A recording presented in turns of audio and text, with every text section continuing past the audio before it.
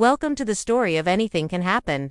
Jason Reed wasn't a lucky man. At 35, he was stuck in a job he didn't love, renting a one-room apartment in the corner of Las Vegas, and watching his dreams fade like neon lights at dawn. Every day looked the same until one Friday night when he stepped into the Golden Mirage Casino, mostly to escape his thoughts. Just 1 hour, he told himself, brushing past tourists and slot machines flashing like fireworks. He wasn't a gambler. He barely had more than $50 to spare. But something about the atmosphere, the buzz, the colors, the possibility pulled him in. He sat down at a small roulette table, the kind tucked away near the back, far from the glamour. A quiet dealer nodded at him. Jason placed his first bet. $5 on black-red. He laughed to himself. Figures, another 5 red again.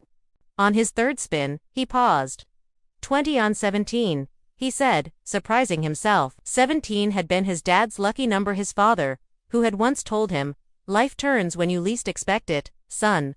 Anything can happen."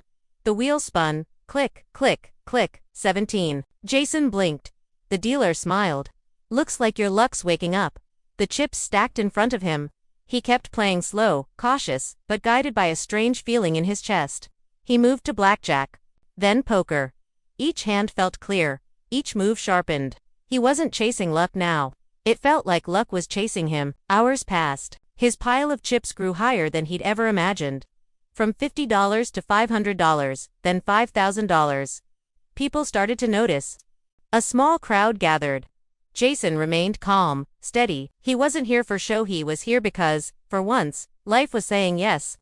At 2 a.m., a host approached him. "Sir, would you like to try our high-stakes table?" Jason hesitated. He looked down at the chips. $18,000. He thought of his job, his unpaid bills, his tired, lonely life. He nodded. "Let's do it." The high-stakes room was quieter, dimmer, more elegant. Rich men in suits. Women in diamonds. Jason sat, clearly the outsider, but he didn't care. He took a deep breath. Put down $10,000 on black. The room held its breath. The wheel spun. Black cheers. A slap on the back. A whisper. "Who is this guy?" He doubled again. And again. In one night, Jason Reed, the man no one believed in, the man who had given up on fate, won $127,000. He cashed out at dawn. The casino manager shook his hand, eyes full of disbelief. "Impressive, Mr. Reed. What will you do next?" Jason smiled, pocketing the check. "Live. Really live." He walked out into the soft light of morning. The city was quieter now.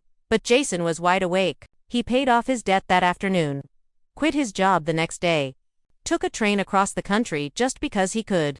Eventually, he opened a small art cafe in Oregon, something he'd always dreamed of but never dared to try. The cafe wasn't about money.